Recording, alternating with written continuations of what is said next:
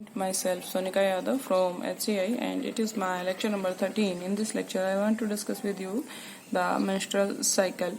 So menstrual cycle बेटा ये 28 days की cycle है जो फीमेल्स में होती है। अगर हम बात करें कि जो एग था जो रिलीज हुआ बाय द ओवरी और वो बेटा फेलोपियन ट्यूब में आया, देन यूट्रस में आया और सर्विक्स के थ्रू वो वेजाइनल ऑरिफिस को क्रॉस करते हुए बाहर इजेक्ट आउट हो जाता।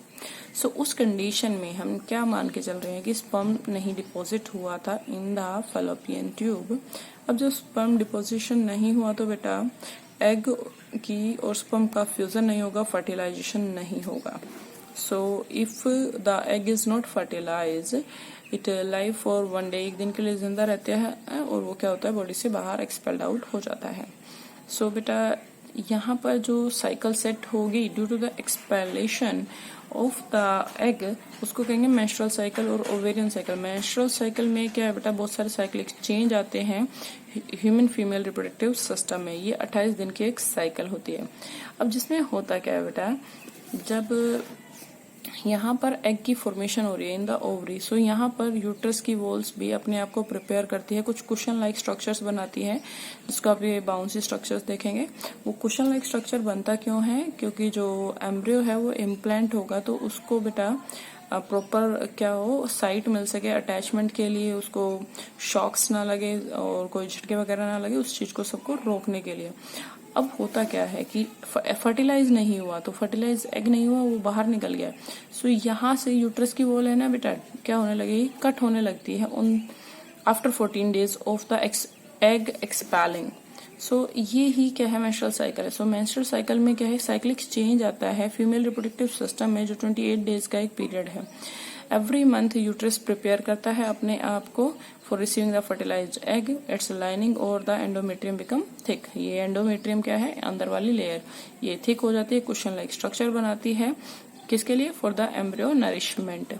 इफ फर्टिलाइजेशन टेक्स प्लेस तो यहाँ पर क्या होगी बेटा इम्प्लांटेशन हो जाएगी, एम्ब्रियो अटैच हो जाएगा।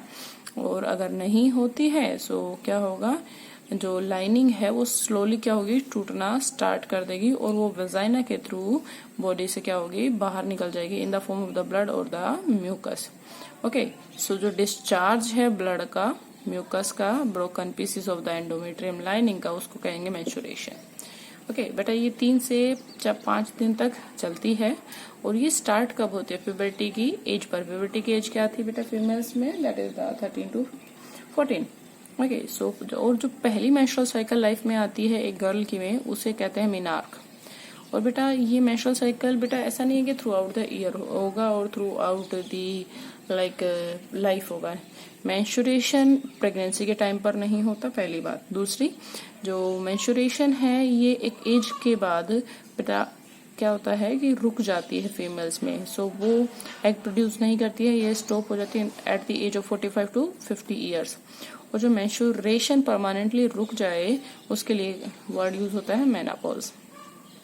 ये टेम्परेरी स्टॉप कब हुई, during the pregnancy. Okay next है difference between the menarche and the menopause. Menarche क्या है फर्स्ट मेंस्ट्रुअल साइकिल एक गर्ल में, मेनोपॉज क्या है बेटा end of the menstruation in the life of women. Menarche start हुई 11 से 13 की एज पर, मेनोपॉज बेटा एंड हुई एट दी 45 to 50। जो रिप्रोडक्टिव साइकिल की बिगनिंग क्या है मेनार्क और ये क्या है एंड है। ओके मेनार्क क्या है, there is increase in the bone mass. और जब मेनोपॉज होता है तो बोन मास क्या होता है कम होने लगता है और जो फीमेल्स हैं उसकी बोन्स कमजोर होने लगती है।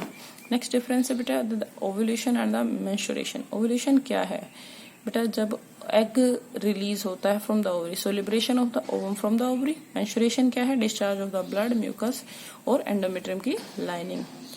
ओव्यूलेशन बेटा ये 2 हार्मोन के इन्फ्लुएंस से होता है, luteinizing hormone and the oestrogen.